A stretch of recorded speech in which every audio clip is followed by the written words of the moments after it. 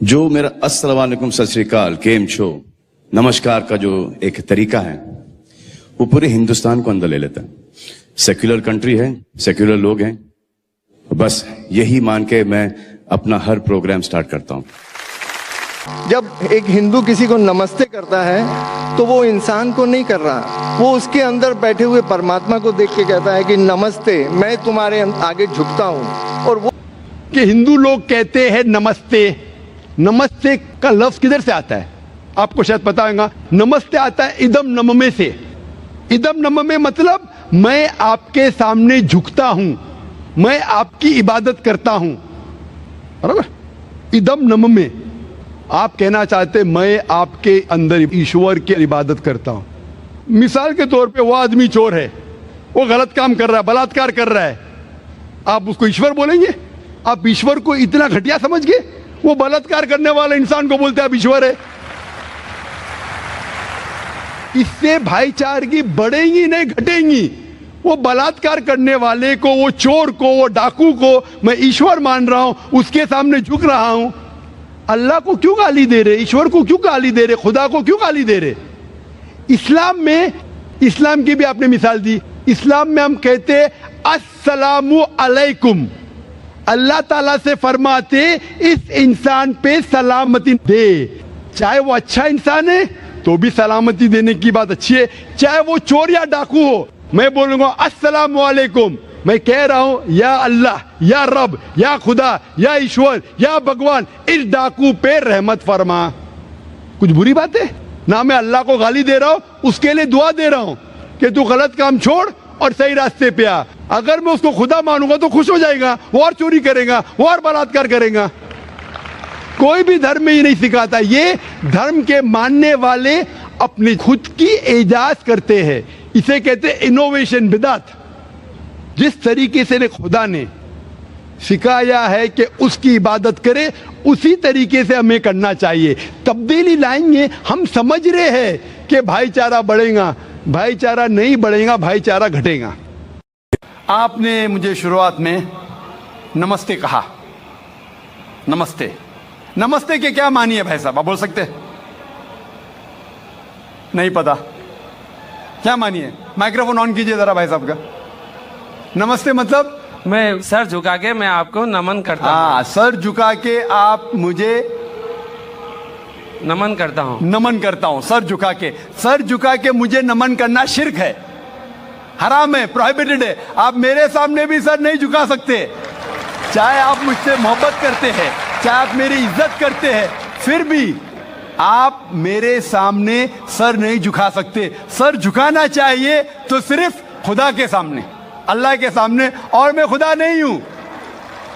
आप जानते हैं, आप मेरी इज्जत कर सकते हैं, मेरी बात जो मैं कहता हूं उसके ऊपर अमल कर सकते हैं, लेकिन आप मेरे सामने सर नहीं झुका सकते। इसीलिए मैं जवाब में आपको कहूंगा अस्सलामु अलैकुम, आप पे सलामती हो, आप पे सलामती हो। आप समझे ना?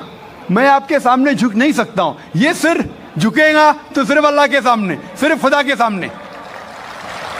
तो आपने बड़प्पन में मुझे कहा, लेकिन अगर गलत चीज कहा तो मैं वापस से जवाब नहीं दे सकता हूं, क्योंकि मैं जानता हूं जो लोग नहीं जानते वो ऐसे हरकत कर सकते हैं। मिसाल के तौर पे, 1 महीना पहले मैं जब बॉम्बे एयरपोर्ट पे था तो एक औरत, हिंदू खातून, मुझे पूछी कि आप डॉक्टर जाकिर नाइक है? आयु डॉक्टर जाकिर नाइक? मैंने कहा जी हाँ।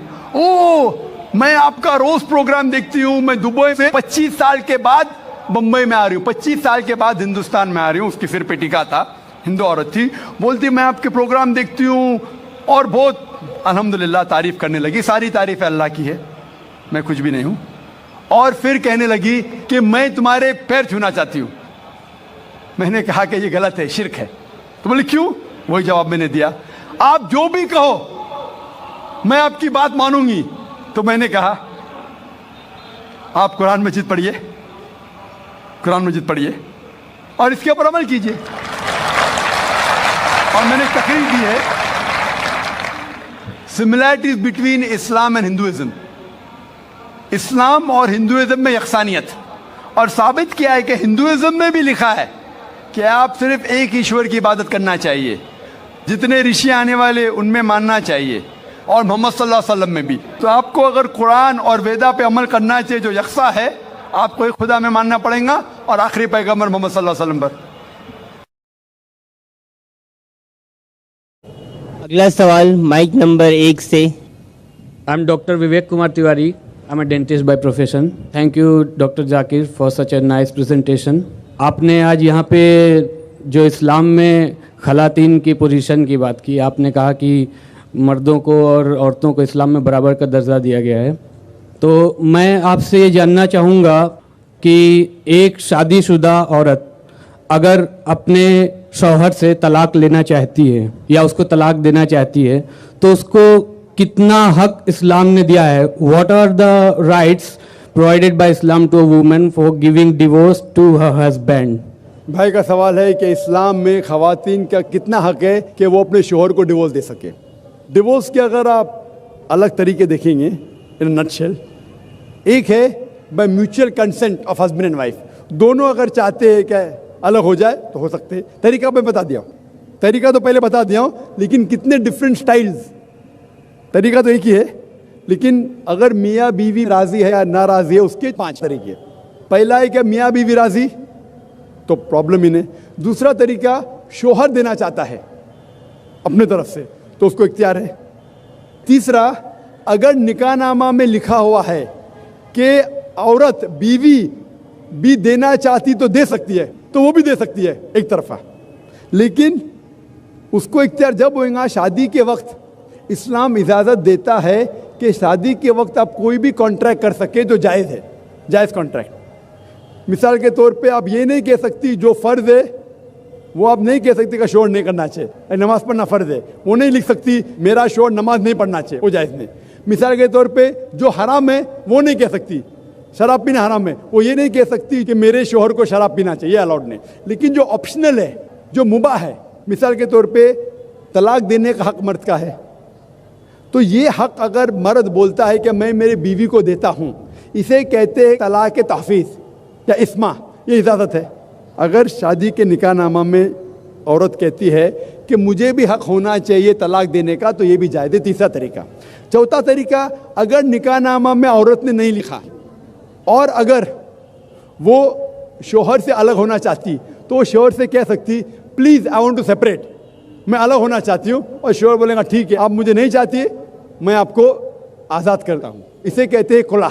और आखिरी तरीका, अगर बीवी ने नहीं लिखा निकाहनामा में कि वो तलाक दे सकती, या शोहर को कहने के बाद वो तलाक नहीं देता है, एक आखिरी तरीका है जिसे कहते हैं निकाह फस्क। अगर शोहर उस पर जुल्म कर रहा है, उसको हक नहीं दे रहा है, वो काजी के पास जाके निकाह फस्क कर सकती है, इसे कहते हैं नलिफिकेशन ऑफ मैरिज, निकाह फस्क। ये 5वां तरीका है। तो ख़वातीन के भी हुकूक है किस तरीके से वो शोहर से अलग हो सकते। Hope that answers the question.